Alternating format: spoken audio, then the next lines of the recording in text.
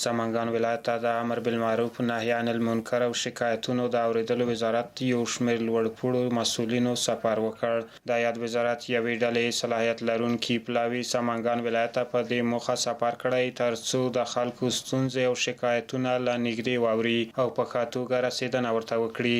شکایات ملت را ما میشنویم با توان و قدرت انشاءالله در اینجا حل میکنیم. مثلا ملت از نظام شکایت داشته باشه، از کدام منصوبین نظام شکایت داشته باشه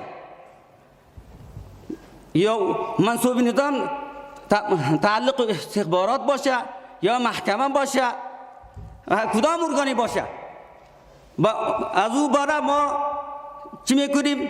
تحقیق. نو ان شاء الله موږ اطمینان ورکو د سمنګان ولایت په سطح باندې که کوم عوام خلکو شکایت او عرایض و شی درلوشتي ان شاء الله د موږ نیولې بیا ته فرد طالب پرې چې په هر ځای کې هر چا عریضه د لاس درلوشته ان شاء الله موږ به حاضر ورته په هغه ساعت او په هغه ثانیه. د محاکم او د حکم څخه بغیر یو مجاهد یا مشر مجاهد یا کشر مجاهد هغه د حق نه لري چې و مجرم ته سزا ورکړي. هیڅوک اجازه نه لري چې د سزا د تطبیق جریان عکاسی کړي یا ورڅخه ویډیو وکړي.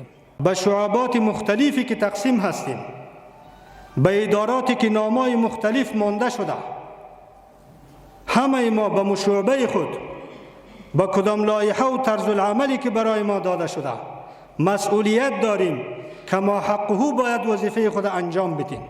د یادونې وړ ده چې د حکومتي ادارو او ولسونو ترمنځ په بېلابېلو برخو کې ښې همغږۍ رامنځته شوي دي. همدا لامل دی چې د ولسونو باور په نظام زیاتیږي او د ډاډمن امنیت چاپیریال نور هم د ښه والي لور ته روان دی.